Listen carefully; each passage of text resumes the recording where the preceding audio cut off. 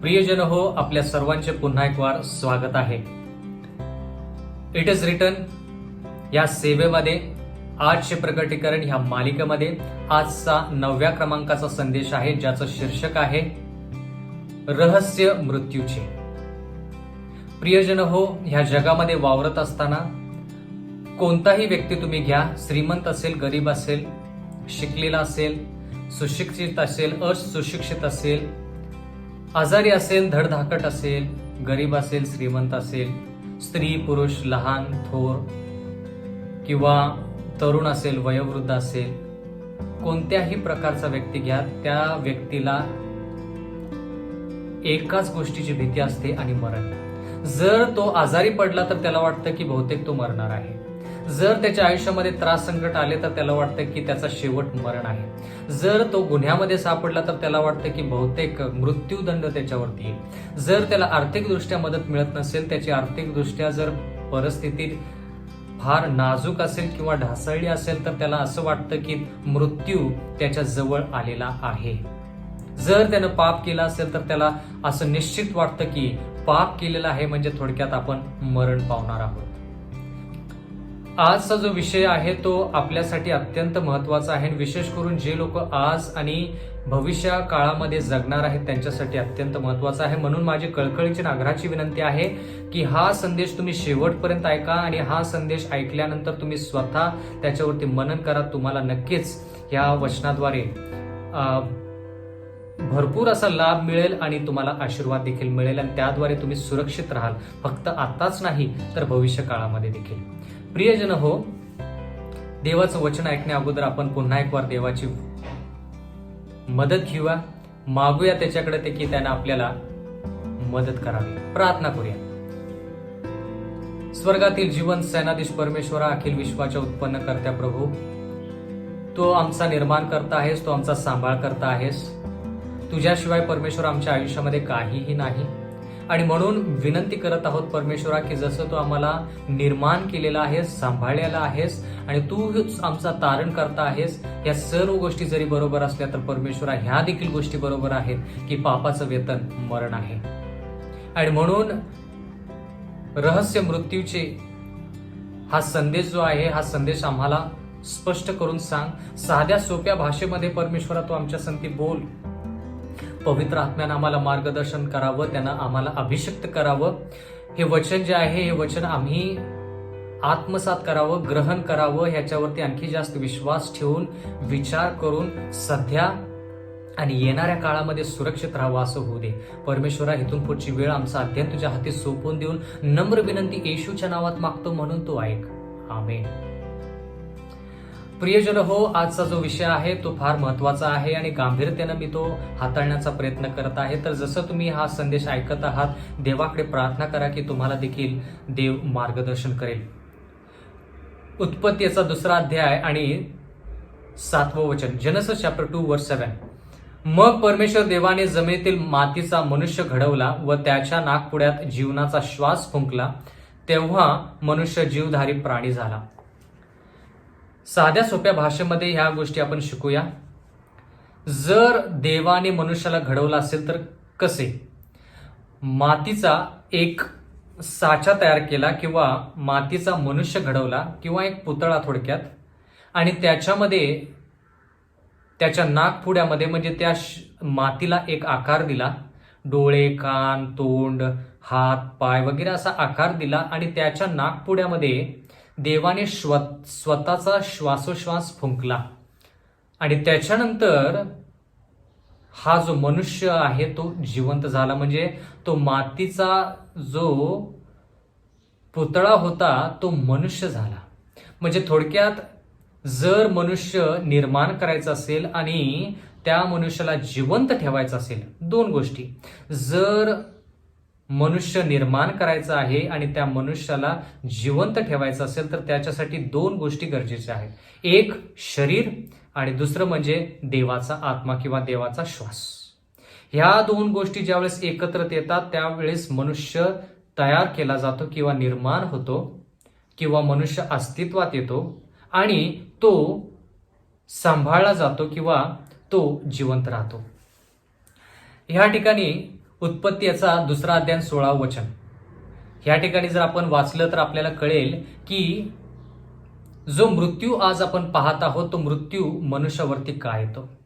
खूप लोकांना प्रश्न पडतो की मृत्यू नंतर काय, मनुष्यामधला जो प्राण आहे तो प्राण गेल्यानंतर काय होतं. ह्या सर्व प्रश्नांची उत्तरे आज तुम्हाला ह्या वचनाद्वारे देण्याचा मी पुरेपूर प्रयत्न करेन. जेनेसिस चॅप्टर 2 वर्स 16, उत्पत्तीचा 2 अध्याय 16 वचन. तेव्हा परमेश्वर देवाने आदामाला अशी आज्ञा दिली की बागेतील वाटेल त्या झाडाचे फळ यथेच्छ खा. म्हणजे देवाने मुभा दिली होती आदाम हवेला.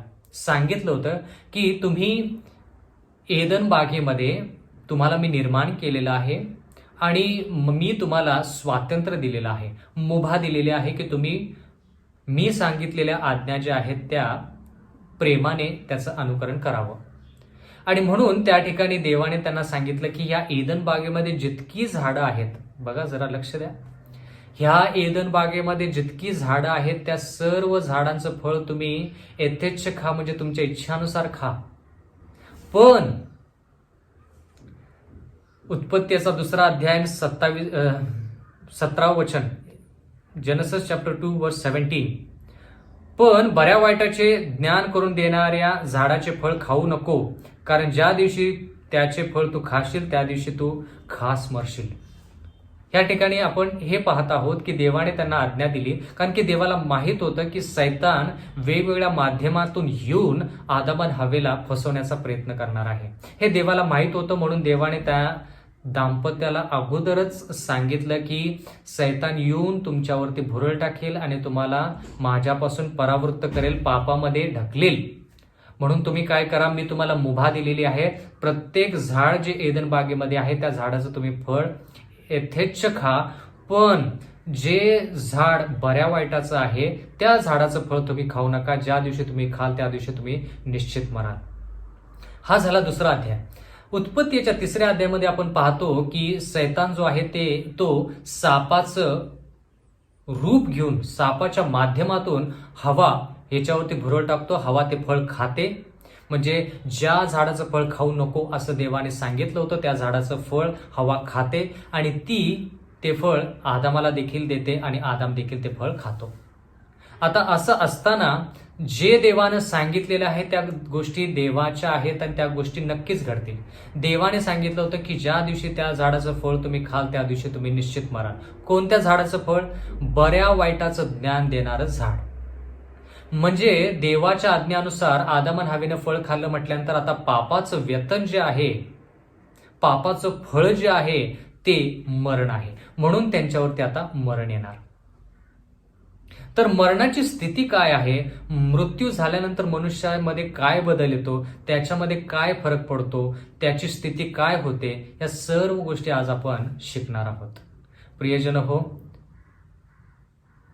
माझी कळकळीची नागराची विनंती आहे की आजचा संदेश जर तुम्ही लक्षपूर्वक ऐकला तर हजारो आणि कोट्यावधी मोह आणि फसवणुकीचे जे प्रकार सैतान ह्या जगावरती आणत आहेत त्यातल्या एकही फसवणुकीमध्ये तुम्ही आणि मी फसणार नाही. एकही, जर तुम्ही आजचं वचन आत्मसात केलं तर. म्हणजे इतकं महत्वाचं आहे तुमच्यासाठी, तुमच्या कुटुंबासाठी हे वचन आजचं आहे.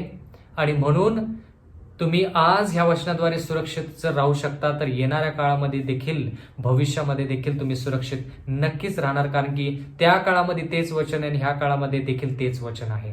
प्रियजन हो, आपण पुढे वाटचाल करूया. इयोब याचा 27वा अध्याय 3 वचन, जोब चॅप्टर 27 वर्स 3. अद्यापि माझा श्वासोश्वास बरोबर चालत आहे, देवाने घातलेला श्वास माझ्या नाकपुड्यात आहे. ह्या ठिकाणी इयोब म्हणत आहे की मनुष्याला जिवंत ठेवायचं असेल तर त्या शरीरामध्ये, मातीच्या शरीरामध्ये श्वासोश्वास जो देवाचा आहे तो जोपर्यंत नसेल तोपर्यंत मनुष्य जिवंत राहू शकत नाही. आज जर तुम्ही वेगवेगळ्या दवाखान्यामध्ये गेला तर तुम्हाला कृत्रिमरित्या श्वासोश्वास रुग्णाला देताना आपण पाहतो. पण तो श्वासोश्वास किंवा ती कृत्रिम क्रिया जी आहे, तो कृत्रिम वायू जो आहे तो देखील देवानेच दिलेला आहे. म्हणून तो रुग्ण थोड्या काळापर्यंत पर्यंत जिवंत राहतो हे आपण नक्कीच पाहू शकतो. म्हणून प्रियजन हो, श्वासोश्वास कृत्रिमरित्या जरी दिला जातो किंवा नैसर्गिकरित्या जरी दिला जातो तर तो देवापासून आहे, आणि जोपर्यंत देवाची इच्छा आहे की मनुष्य जिवंत राहावा तोपर्यंत तो मनुष्य जिवंत राहतो. पण जर देवाची इच्छा असते कधी कधी की त्या मनुष्याला त्रास होत आहे आणि म्हणून त्याचा जो त्रास आहे तो देवाला पाहवत नाही, आणि देव म्हणतो की ह्या व्यक्तीला मी आता विश्रांती देऊ इच्छितो, आणि म्हणून काय करतो देव, त्याचा श्वासोश्वास जो आहे तो काढून घेतो. म्हणजे ज्याच्यामुळं मनुष्य निर्माण झाला त्याच गोष्टी ज्यावेळेस वेगळ्या केल्या जातात, ज्यावेळेस शरीर आणि श्वासोश्वास एक होतो त्यावेळेस मनुष्य निर्माण होतो, मनुष्य जिवंत होतो. ज्यावेळेस शरीर आणि श्वासोश्वास विभक्त होतात त्यावेळेस मनुष्य मरण पावतो. आणि म्हणून कधी कधी देव त्याच्या कृपेमध्ये ज्यावेळेस लोकांना झोपी घालतो त्यावेळेस ते जे शरीर आहे ते शरीर आणि श्वासोश्वास एकामेकापासून विभक्त होतात आणि मृत्यू त्या व्यक्तीवरती येतो. जर आपण स्तोत्र संहिता याचा 146वा अध्याय 4 वचन वाचलं तर ह्या ठिकाणी देव एक विशिष्ट गोष्ट सांगत आहे.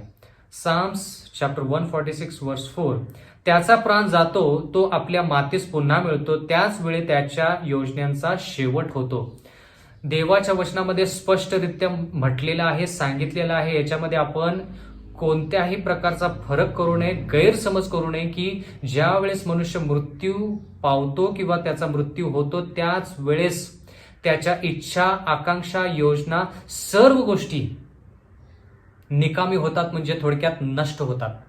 ज्या क्षणाला तो मृत्यू पावतो त्या क्षणाला सर्व योजना, मग ती कोणतीही योजना असेल, मग ती कोणतीही इच्छा असू दे, कोणतीही महत्व आकांक्षा असू दे, त्या सर्व गोष्टी त्या ठिकाणी नष्ट होतात असं देवाचं वचन म्हणतात.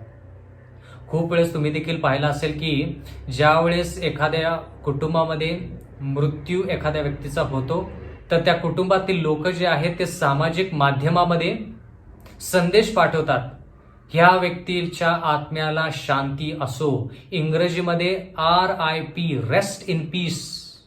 पण देवाच्या वचनामध्ये असं लिहिलेलं आहे की ह्या व्यक्तीचा ज्यावेळेस मृत्यू होतो त्यावेळेस त्याच्या सर्व योजना संपतात, त्याच्या सर्व इच्छा नष्ट होतात, सर्व विचार जे आहेत ते विचार नष्ट होतात, आणि म्हणून ह्या व्यक्तीचा आत्मा जो आहे तो भटकत राहत नाही.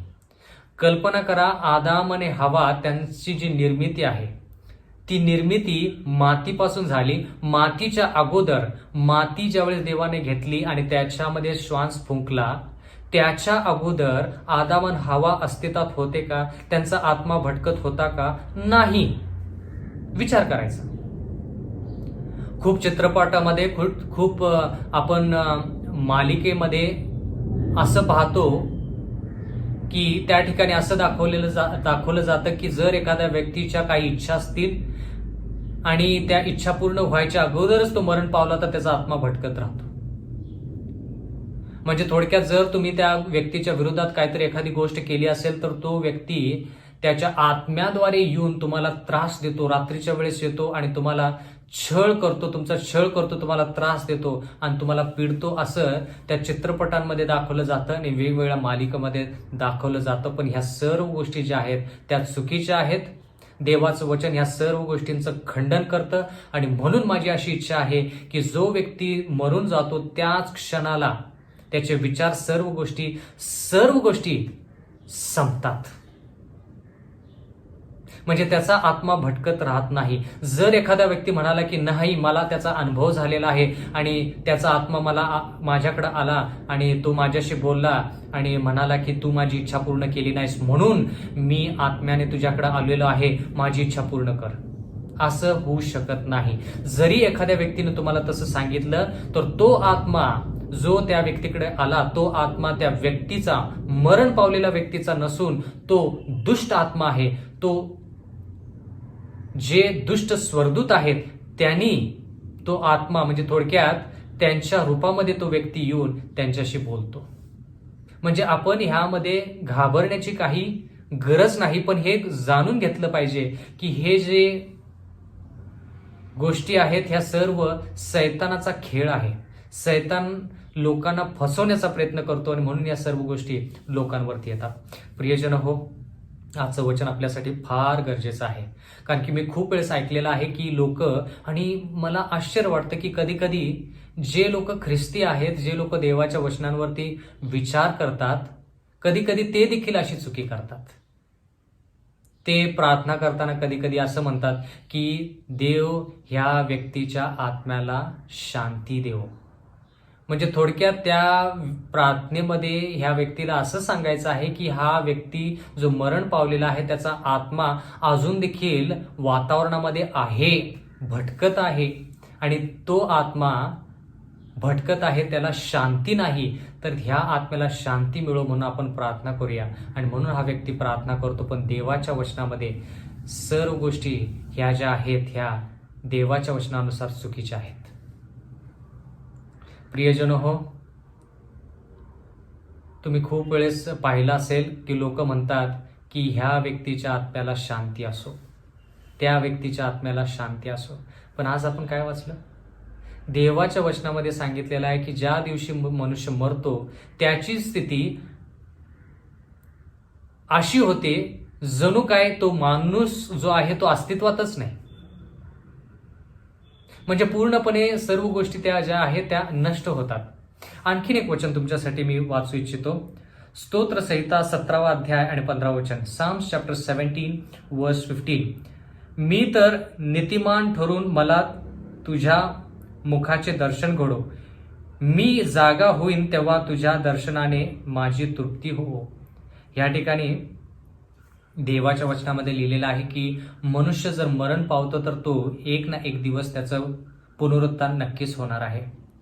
या ठिकाणी आपण हे देखील पाहत आहोत की देवाच्या वचनामध्ये वेगवेगळे लोक जे आहेत त्यांनी काय सांगितलेलं आहे की जरी आपण मरण पावलो तर येशू ख्रिस्त ज्यावेळेस येईल त्यावेळेस तो काय करेल, आपल्याला पुनरुत्थान देईल. तर त्याच्याविषयीही काही आपण वचन वाचूया. पण त्याच्या अगोदर उपदेशक याचा 9 अध्याय 5 वचन. इक्लेसियास्टेस चॅप्टर 9 वर्स 5.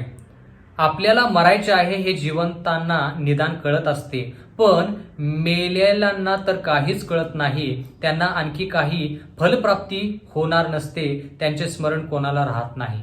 देवाच्या वचनामध्ये स्पष्ट लिहिलेलं आहे प्रियजनांनो, मृत्यूनंतर लोकांना काही फलप्राप्ती होत नाही. ह्या ठिकाणी असं लिहिलेलं आहे, जो व्यक्ती जिवंत आहे त्याला माहित आहे की तो मरणार आहे, पण मेलेल्या व्यक्तीला तो मरण पावलेला आहे हे माहीत नसतं. मेलेल्या व्यक्तीला तो पुनरुत्थान पावेल हेही माहीत नसतं. पण तो ज्यावेळेस जिवंत असतो त्याला माहीत असतं की तो मरणार आहे. जर तो ख्रिस्तामध्ये झोपी जाणार असेल तर त्याला हेही माहीत असतं की मरणानंतर त्याला पुनरुत्थान आहे. पण ज्यावेळेस तो मरण पावतो त्यावेळेस कोणत्याही गोष्टी ह्या ज्या जिवंतपणे त्याने विचार केलेल्या असतात त्यातल्या एकही गोष्टीचा फायदा त्याला होत नाही, किंवा ती एकही गोष्ट त्याच्या अंतःकरणामध्ये होत नाही. फलप्राप्ती मृत्यूमध्ये नाही. प्रियजन हो, आणखीन एक वचन. उपदेशक याचा 12 अध्याय 7 वचन. इक्लेसियास्टेस चॅप्टर 12 वर्स 7. तेव्हा माती पूर्ववत मातीच मिळेल आणि देवाने दिलेला आत्मा त्याच्याकडे परत जाईल. पहा, म्हणून म्हटलं की जर आपल्याला मृत्यूची स्थिती पाहायची असेल तर आपण निर्मितीची स्थिती पाहिली पाहिजे. निर्मितीमध्ये आपल्याला कळतं की मृत्यूची स्थिती काय असेल. म्हणून ह्या ठिकाणी देवाचं वचन आपल्याला स्पष्टरित्या सांगतं की त्यावेळेस माती पूर्वरित मातीच मिळेल. म्हणजे तुमचं शरीर, माझं शरीर मातीच आहे, तर आपल्याला इतका अहंकार कशासाठी की आपण इतकं चांगलं दिसतो, आपल्याकडे इतके चांगले कपडे आहेत, आपले हे चांगले कपडे जे आपण घालतो हे फक्त मातीचा जो पुतळा आहे तो, त्याची नग्नता जी आहे ते झाकण्यासाठी. आपलं खरं चरित्र जे आहे तेच आपले खरे वस्त्र आहेत. आणि म्हणून प्रियजन हो, ह्या ठिकाणी देवाचं वचन म्हणतं की ज्यावेळेस मनुष्य मरतो त्यावेळेस माती पूर्वरित मातीच मिळते आणि आत्मा जो देवाने दिलेला आहे तो आत्मा देवाकडे परत जातो. म्हणून शरीर आणि आत्मा जो आहे, शरीर आणि श्वासोश्वास जो आहे तो ज्यावेळेस एकत्र राहत नाहीत त्यावेळेस मनुष्यामध्ये काहीही राहत नाही. म्हणजे आदाम आणि हवा त्यांना निर्माण करायच्या अगोदर जी स्थिती होती ती स्थिती. मग आपण असं कसं म्हणू शकतो की ह्या व्यक्तीला शांती मिळो, रेस्ट इन पीस, RIP, चुकीचं आहे. म्हणजे मला तुम्हाला हे सांगायचं आहे की ही जी फसवणूक आपण करत आहोत, स्वतःची फसवणूक जी करून घेत आहोत, त्याची फसवणूक जी आहे त्याची सुरुवात एदन बागेमध्ये झाली. उत्पत्तीच्या 3ऱ्या अध्यायामध्ये आपण पाहत आहोत की सैतान सापाचं रूप घेऊन एदन बागेमध्ये येतो, हवेला भुरळ टाकतो, हवेला मोहात टाकतो, ती पाप करते, ते फळ खाते. का फळ खाते? कारण की सैतान सापाद्वारे तिच्याशी बोलतो आणि म्हणतो, हवा, देवाने तुला सांगितलेलं आहे, तूच मला आता सांगितलंस की एदन बागेमध्ये प्रत्येक झाडाचं फळ तू खाऊ शकतेस, पण हे जे झाड, बऱ्या वाईटाचं जे झाड आहे, याचं फळ तू खायचं नाहीस. ज्या दिवशी तू खाशील त्या दिवशी तू मरशील, असं देवाने तुला सांगितलेलं आहे. पण मी तुला सांगतो, कोण म्हणतं? सैतान. मी तुला सांगतो की तू निश्चित मरणार नाहीस, तर तू देवासारखी होशील. म्हणजे मरण्याची गोष्ट लांबच, पण मी तुला हे सांगतो की तू देवासारखी होशील. म्हणजे त्या फसवणुकीमध्ये आपण हे पाहत आहोत की त्या फसवणुकीमध्ये त्या वेळेपासून सैतान लोकांना सांगत आहे की तू काय खायचं ते खा, तू आजारी पडणार नाहीस आणि तू मरणार नाहीस.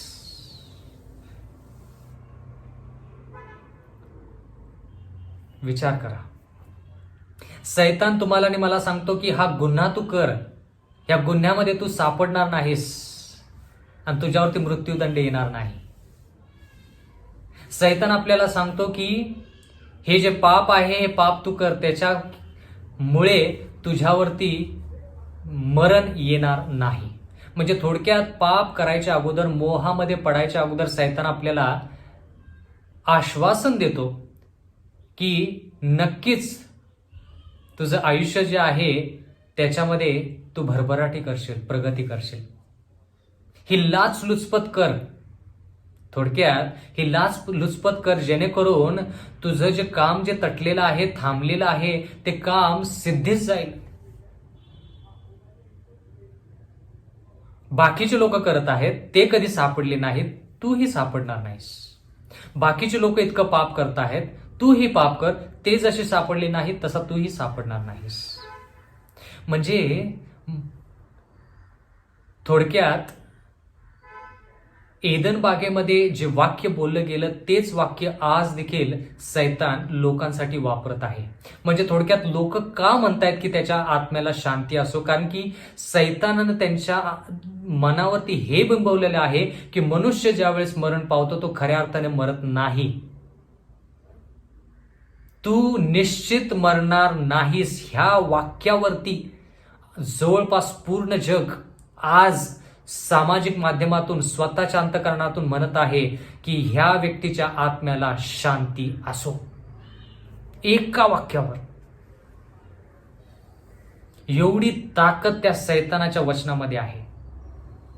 आणि म्हणून मला आज देवाच्या वचनाद्वारे सैतानाच्या वचनांवरती प्रहार करायचा आहे आणि पूर्णपणे हा विचार नष्ट करायचा आहे की ज्यावेळेस मनुष्य मरण पावतो त्यावेळेस त्याचा आत्मा भटकत राहतो. हे फार चुकीचं आहे.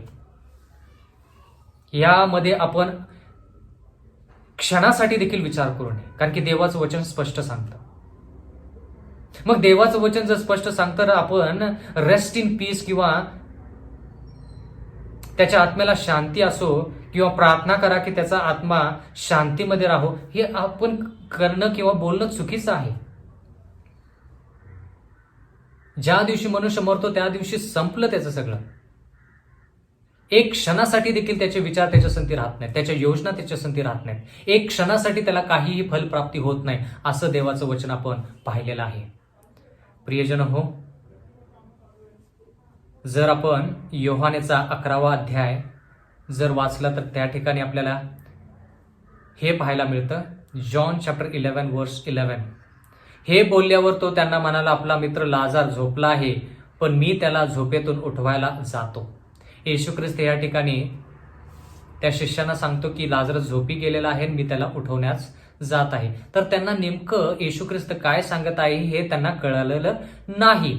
मग योहान याचा 11वा अध्याय 14व्या वचनामध्ये आपण काय पाहतो? जॉन चॅप्टर 11 वर्स 14. म्हणून येशूने त्यांना उघड सांगितले, लाजर मेला आहे.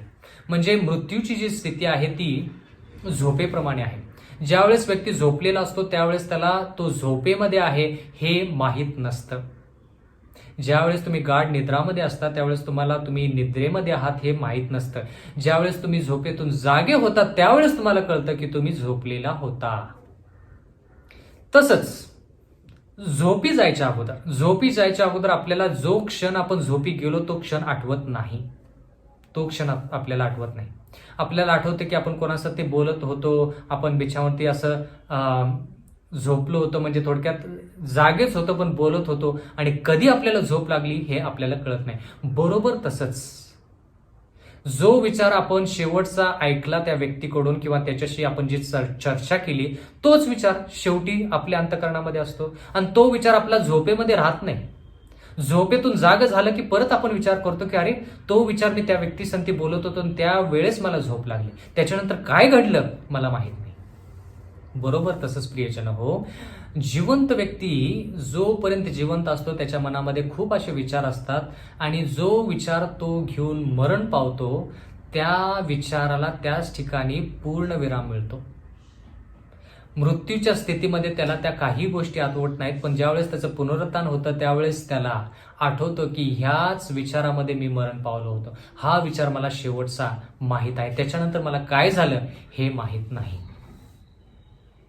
माझ्या एका मित्राचा ऍक्सिडेंट झाला आणि त्याची साक्ष अशी होती की तो एका बसच्या पाठीमागे होता आणि बस वेगाने चालत होती आणि हाही वेगाने चालत होता, गाडी चालवत होता, आणि असं झालं की ती बस कधी थांबली ह्या व्यक्तीला कळालं नाही, माझ्या मित्राला कळालं नाही. आणि ज्या वेळेस त्यानं पाहिलं की बस थांबलेली आहे त्यानं गाडीचा वेग आवरून ब्रेक लावूपर्यंत त्याला कळालं की तो आता काय होणार आहे, नक्कीच जाऊन धडकणार आहे. तर एवढं त्याला कळाल्यानंतर असं झालं की तो धडकायच्या अगोदरच बेशुद्ध पडला, आणि ज्यावेळेस त्यानं दुसऱ्या वेळेस डोळे उघडले तर त्यावेळेस त्याला तो स्वतः दवाखान्यामध्ये त्याची जाणीव झाली की अरे मी दवाखान्यामध्ये आहे. म्हणजे ज्या धडकेमध्ये त्याला अपघात झाला ती धडक त्याला जाणवली पण नाही, त्याच्या अगोदरच तो थोडक्यात बेशुद्ध झाला. म्हणजे थोडक्यात बेशुद्ध अवस्थेमध्ये असताना त्याला काहीही जाणवलं नाही की त्याच्या शरीरासंती काय झालं, तो अपघात झाला, कोणी त्याला दवाखान्यामध्ये नेलं, कोणी त्याच्यावरती उपचार केला, किती तास त्याच्यावरती शस्त्रक्रिया झाली, या काही गोष्टी त्याला आठवल्या नाहीत. म्हणून मृत्यूची स्थिती देखील अशीच आहे, झोपेसारखी आहे. त्याच्यामध्ये आपल्यामध्ये काय होतं हे आपल्याला माहीत नसतं, पण त्याच्यातून ज्यावेळेस आपलं पुनरुत्थान होतं, झोपेतून ज्यावेळेस आपण जागे होतो त्यावेळेस आपल्याला कळतं की आपण झोपी गेलो होतो. प्रियजन हो, असाच एक विचार देवाच्या वचनामध्ये नमूद केलेला आहे. 1 कोरिन्थियस पत्र याचा 15वा अध्याय आणि 52 वचन, 1 Corinthians chapter 15 verse 52.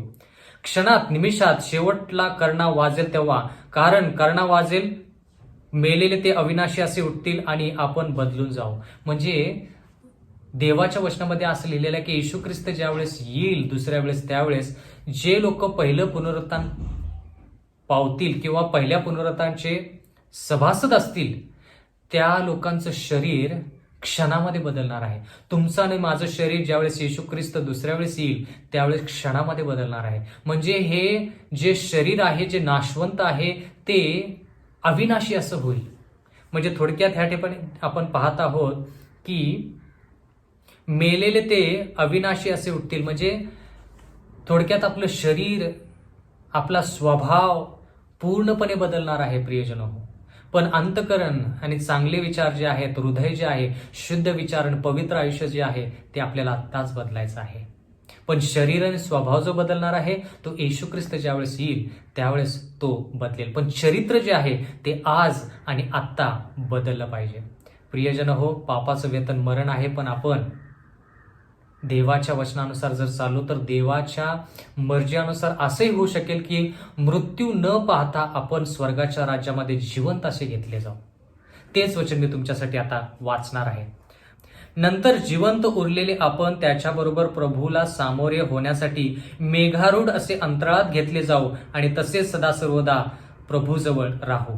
जिवंत या ठिकाणी असा शब्द वापरलेला आहे. म्हणजे जे लोक येशू ख्रिस्ताच्या येण्याच्या वेळेस पवित्र असतील आणि जे जिवंत असतील, बाकीचे सर्व लोक जे जिवंत असतील ते अपवित्र असतील. जे लोक पवित्र असतील ते जिवंत असतील आणि तो एक कळप म्हटला तर चालेल. पण बाकीचे लोक त्या कळपाला व्यतिरिक्त जे असतील, त्या कळपाच्या बाहेरचे जे असतील ते जिवंत असतील तर पण ते अपवित्र असतील. मग येशू ख्रिस्त ज्यावेळेस येईल त्यावेळेस जे मरण पावलेले आहेत येशू ख्रिस्तामध्ये त्यांचं पुनरुत्थान होईल, त्यांना जिवंत केलं जाईल.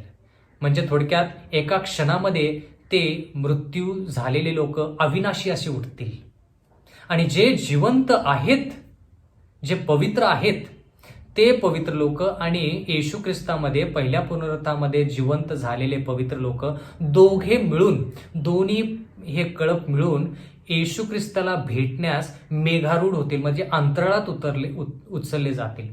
येशू ख्रिस्त भूतलावर ते पाऊल ठेवणार नाही, तर हे लोक अंतराळात उचलले जातील आणि मग त्या ठिकाणातून ते स्वर्गरोहण होतील, असं देवाचं वचन आपल्याला सांगतं. प्रियजन हो, मला तुम्हाला आज हे सांगू द्या की हे जे जग आहे हे जग नाशाकडे चाललेलं आहे. आणि विशेष करून मला आज तुम्हाला हे सांगायचं आहे की जर आपण प्रगटीकरणाचं पुस्तक वाचलं तर त्या ठिकाणी आपल्याला हे सांगण्यात आलेलं आहे की शेवटच्या काळामध्ये सैतान आणि त्याचे दुष्ट दूत जे आहेत ते मरण पावलेले जे लोक आहेत त्यांचं रूप घेऊन आपल्यासमोर येणार आहेत. म्हणजे जे लोक मरण पावलेले आहेत, आपले वडील असतील, आपली आई असेल, भाऊ असेल, बहीण असेल, लेकरं असतील, आजी आजोबा असतील, मित्र असेल, शेजारी असेल, सहकारी असेल, कोणी असेल, तर त्या मेलेल्या व्यक्तींचं रूप घेऊन दुष्ट आत्मे येणाऱ्या काळामध्ये आपल्यासमोर उभे राहतील आणि म्हणतील, अरे तू मला ओळखलं नाहीस, मी तुझा मित्र. अरे तू मला ओळखलं नाहीस, मी तुझा आजोबा. आणि त्यांची बोली जी असेल ते बरोबर तुमच्या जो व्यक्ती मरण पावलेला आहे त्याच्यासारखी बोली असेल. त्याचा जो पोशाख आहे तो बरोबर तसाच. जसं शाऊल राजाच्या वेळेस शमवेल मरण पावलेला होता आणि त्याला मूठ माती रामामध्ये दिली होती, पण ज्यावेळेस शाऊल राजा भूत प्रवीण स्त्रीकडे जातो आणि ती भूत प्रवीण स्त्री त्याला म्हणते की शाऊल राजा, तुला काय वाटते की मी कोणाला तुझ्यासाठी जिवंत करावं? तर त्या ठिकाणी शाऊल राजा म्हणतो की तू माझ्यासाठी शमवेलाला जिवंत कर. आणि त्या ठिकाणी शमवेल सारखा रूप घेऊन एक दुष्ट आत्मा येतो आणि शाऊल जो आहे तो शमवेलाशी बोलतो, पण तो खरोखर शमवेल नसतो. दुष्ट आत्मा शमवेलाचं रूप घेऊन शाऊला पुढे येतो, असं देवाचं वचन म्हणतं. प्रियजन हो, माझी अशी इच्छा आहे की तुम्ही हे वचन नक्कीच वाचा. त्या ठिकाणी तुम्हाला हे पाहायला मिळेल की जर मूठ माती ही शमवेलाला रामामध्ये देण्यात आली तर त्याला जिवंत कुठं करण्यात आलं, म्हणजे थोडक्यात त्याला उठवण्यात कुठं आलं? एंदोर, ज्या स्त्रीची जागा आहे किंवा ती भूत प्रवीण स्त्री जी आहे ती एंदोर ह्या ठिकाणी जी होती त्या ठिकाणी तो जिवंत झाला. म्हणजे थोडक्यात मला असा प्रश्न पडतो की एका ठिकाणी त्याला मूठ माती देण्यात आली आणि दुसऱ्याच ठिकाणी तो जिवंत झाला. कोण? शमवेल. असं कसं काय? म्हणजे असं होऊ शकतं येणाऱ्या काळामध्ये की तुमच्यासमोर ते मरण पावलेले लोक म्हणू शकतात की हा, माझं पुनरुत्थान त्याच ठिकाणी झालं ज्या ठिकाणी तुम्ही पुरलं होतं, पण मी तुमच्याकडे आत्ता आलो आहे. पण कृपा करून अशा प्रकारच्या दुष्ट आत्म्यांच्या फसवणुकीमध्ये येऊ नका. परत एकदा सांगतो, येणाऱ्या काळामध्ये तुमचे जे प्रियजन आहेत, जे मृत्यूद्वारे तुमच्यापासून विभक्त झालेले आहेत, दूर झालेले आहेत, त्या लोकांचं रूप घेऊन दुष्ट आत्मे आपल्या समोर येणार आहेत. आणि म्हणून आजचं वचन जे आहे ते आपल्यासाठी फार महत्वाचं. येशू ख्रिस्त आणि येशू ख्रिस्ताच्या द्वारेच लोक पुनरुत्थान देऊ शकतात आणि मिळवू शकतात.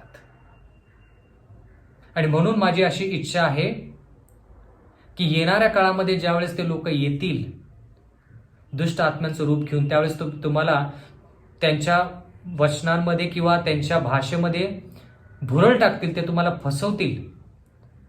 आणि तुमचं जे अंतःकरण आहे ते तुमचं अंतःकरण म्हणाल, अरे हा व्यक्ती माझ्यापासून दुरावलेला होता, तो माझ्याजवळ आलेला आहे आणि मी त्याला आता कसं सोडू, तो व्यक्ती माझ्याकडे आलेला आहे, मी त्याला जवळ करीन. पण तो व्यक्ती तुमचा नसून तो दुष्ट आत्मा आहे, हे तुम्ही आत्ताच जाणून घ्या. आणि तो दुष्ट आत्मा, तो व्यक्ती जो तुमच्या संगती बोलेल, तो म्हणेल हळूहळू थोड्या काळानंतर तुमचं मन जिंकल्यानंतर तो व्यक्ती म्हणेल की देवाने मला तुझ्याकडे मुद्दाम पाठवलेला आहे, जेणेकरून मी तुला सांगावं की देवाने 7वा दिवस शाबात जो आहे तो बदलून रविवार, शनिवार सोडून, आजच्या कॅलेंडर प्रमाणे 7वा दिवस शनिवार सोडून रविवार जो आठवड्याचा पहिला दिवस आहे त्या दिवशी पवित्र पाळण्यासाठी सांगितलं आहे. आणि म्हणून ती गोष्ट मी तुला सांगण्यात आलो आहे. पण प्रियजनो हो, लगेच आपल्या अंतःकरणामध्ये प्रकाश पडला पाहिजे की हा दुष्ट आत्मा आहे. देवाच्या वचनामध्ये लिहिलेला आहे की 7वा दिवस, आजच्या कॅलेंडर प्रमाणे 7वा दिवस शनिवार आहे. शुक्रवार सूर्यास्तापासून शनिवार सूर्यास्तापर्यंत तो 7वा दिवस आहे आणि तो एकच दिवस पवित्र आहे. त्या दिवशी देवाने विश्रांती घेतली, आशीर्वाद दिला आणि मग तो पवित्र केला. तर हा दुष्ट आत्मा तुम्हाला काळांतरानंतर सांगेल, ज्यावेळेस पूर्णपणे तुम्ही त्याच्या कब्जामध्ये असाल, पूर्णपणे त्यानं तुमचं मन जिंकलं असेल, त्यावेळेस तो हळूहळू तुम्हाला सांगेल की मला देवाने तुझ्याकडे ह्याच्यासाठी पाठवलं की जेणेकरून मी तुला सांगावं की देवाने 7वा दिवस बदलून तो रविवारचा पहिला दिवस आठवड्याचा जो आहे त्या दिवशी शाबात जो आहे तो पवित्र पाळायचा आहे, जो देवाच्या वचनानुसार पवित्र नाही. फक्त 7वा दिवस पवित्र आहे, आठवड्याचा पहिला दिवस रविवार जो आहे तो पवित्र नाही. म्हणून प्रियजन हो, आजचं जे वचन आहे हे खूप आपण बोलू शकतो याच्यावरती. आणि म्हणून मी म्हटलं की आज जर तुम्ही हे वचन ग्रहण केलं तर तुम्ही सुरक्षित राहाल, तुमचं कुटुंब सुरक्षित राहील. आणि येणाऱ्या काळामध्ये दुष्ट आत्मे तुमच्या समोर ज्यावेळेस येतील, जे होणार आहे, त्यावेळेस तुम्हाला आजचं हे वचन आठवेल आणि त्यावेळेस तुम्हाला कळेल की देवाचं वचन जे आहे ते देवाचं वचन फार शक्तिशाली आहे. आणि त्याचद्वारे तुम्ही आज जसं सुरक्षित असाल त्यावेळेस तुम्ही सुरक्षित असाल. त्यावेळेस तुम्ही कदापि म्हणणार नाही, जे लोक मरण पावलेले आहेत त्या लोकांच्या आत्म्याला देव आशीर्वाद देव, असं तुम्ही कदापि म्हणणार नाही. आजपासून मेलेल्या व्यक्तीसाठी प्रार्थना करू नका. त्याचे जे आप्तजन आहेत ते जिवंत आहेत, जे त्याचा परिवार आहे जो जिवंत आहे त्याच्यासाठी तुम्ही प्रार्थना करू शकता. मेलेल्या व्यक्तीसाठी तुम्ही प्रार्थना करू शकत नाही किंवा त्याच्यासाठी प्रार्थना करू शकत नाही, कारण की त्याचं अस्तित्व राहत नाही. आत्मा भटकत राहत नाही. शरीर ज्यावेळेस श्वासोश्वासापासून दूर होतं, विभक्त होतं, त्यावेळेस मातीच मिळते आणि आत्मा श्वासोश्वास जो देवाने दिलेला आहे तो त्याच्याकडे परत जातो. आणि म्हणून देवाच्या वचनामध्ये लिहिलेलं आहे, जो कोणी येशू ख्रिस्तासारखं आयुष्य जगतो, पवित्र आयुष्य जगतो, तो पहिल्या पुनरुत्थानामध्ये परत मेलेला असला तरी देखील उठवला जाईल, त्याचं पुनरुत्थान होईल आणि येशू ख्रिस्तासंती तो सदा सर्व काळ त्या स्वर्गीय राज्यात असेल. परमेश्वर आपल्या सर्वांस आशीर्वाद देव. प्रियजन हो, आपण प्रार्थना करूया. सर्व समर्थ जिवंत परमेश्वर देवा, अखिल विश्वाच्या उत्पन्नकर्त्या प्रभू, उपकार मानतो आजचं हे वचन, महत्वाचं वचन, अतिशय महत्वाचं वचन. परमेश्वरा, आम्ही कोणत्याही फसवणुकीमध्ये न पडता येणाऱ्या काळामध्ये सैतान, आमचे प्रियजन जे आमच्यापासून मृत्यूद्वारे विभक्त झालेले आहेत, त्यांचं रूप घेऊन आमच्या समोर येणार आहे, तर आम्ही त्याच्या फसवणुकीमध्ये न जाता तुझ्या वचनाद्वारे खंबीर राहावं आणि शेवटपर्यंत तुझ्या विश्वासात आणि तुझ्या सानिध्यामध्ये राहावं असं होऊ दे. इथून पुढची वेळ आमचं सर्वस्व तुझ्या हाती सोपून देऊन ही नम्र विनंती येशूच्या नावात मागतो, म्हणून तो ऐक. आमेन. प्रियजन हो, येणारे संदेश जे आहेत त्याचा देखील तुम्ही आस्वाद घ्या. खालील दिलेल्या क्रमांकावरती तुम्ही माझ्याशी संपर्क साधू शकता. परमेश्वर आपल्या सर्वांस आशीर्वाद देव. आमेन.